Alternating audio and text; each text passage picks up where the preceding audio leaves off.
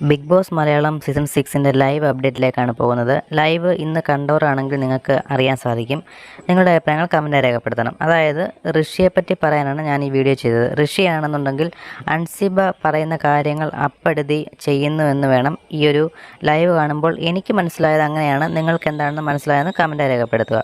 അതായത് ഋഷി ക്യാപ്റ്റനാണ് ഓരോ ടീമംഗങ്ങളെ തിരഞ്ഞെടുക്കുന്നത്. അപ്പം അത് എനിക്ക് തോന്നുന്നു ഋഷി അൻസിബയും കൂടെ ഒരു നല്ല സൗഹൃദത്തിലാണ്. ഈ കഴിഞ്ഞ വീക്കെൻഡിൽ എപ്പിസോഡിൽ എവിക്ഷന് പോയപ്പോഴും അവരുടെ കൂടെ മാറി നിന്ന് സംസാരിക്കുന്നതൊക്കെ നമ്മൾ കണ്ടതാണ്. എന്നാലും ഋഷിക്ക് സ്വന്തമായ ഒരു ഗെയിം പ്ലാനൊക്കെ വെച്ചിട്ട് സ്വന്തമായ ഒരു തീരുമാനങ്ങൾ ഇതിലെങ്കിലും എടുക്കാമായിരുന്നു. പക്ഷേ ഋഷി ചെയ്യുന്നത് അൻസിബയോട് ചോദിച്ചിട്ടാണ് ടീമംഗങ്ങളെ തിരഞ്ഞെടുത്തതും.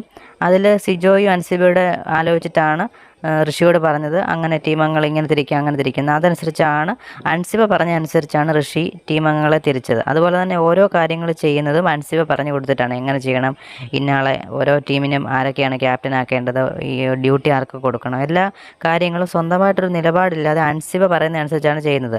ഒരുപക്ഷെ അൻസിബയും ഋഷിയും തമ്മിലുള്ള ഒരു ഫ്രണ്ട്ഷിപ്പിൻ്റെ പുറത്ത് ഋഷിക്ക് അങ്ങനെ മാനേജ് ചെയ്യാനുള്ള ഒരു കഴിവില്ലാത്തത് കൊണ്ട് അൻസിബയുടെ സഹായം തേർന്നതായിരിക്കാം. പക്ഷേ അവരുടെ ഫ്രണ്ട്ഷിപ്പും കൂടെ നോക്കിയിട്ടായിരിക്കും ചെയ്യുന്നത്. പക്ഷേ പ്രേക്ഷകർ നോക്കുമ്പോൾ സ്വന്തമായിട്ടൊരു ഗെയിം പ്ലാൻ ഇല്ലാതെ കളിക്കുന്നതായിട്ട് ഫീൽ ചെയ്ത് ഋഷിയുടെ സപ്പോർട്ട് പുറത്തേക്ക് പറയാനുള്ള ചാൻസ് വളരെയധികം കൂടുതലാണ്.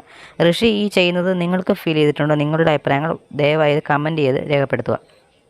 കൂടുതൽ ബിഗ് ബോസ് വാർത്തകൾക്കും വിശേഷങ്ങളും വേഗത്തിൽ അറിയാനായിട്ട് മറക്കാതെ ചാനൽ സബ്സ്ക്രൈബ് ചെയ്ത് സപ്പോർട്ട് ചെയ്യുക. അടുത്തൊരു വീഡിയോ ആയിട്ട് ഉടൻ കാണാം.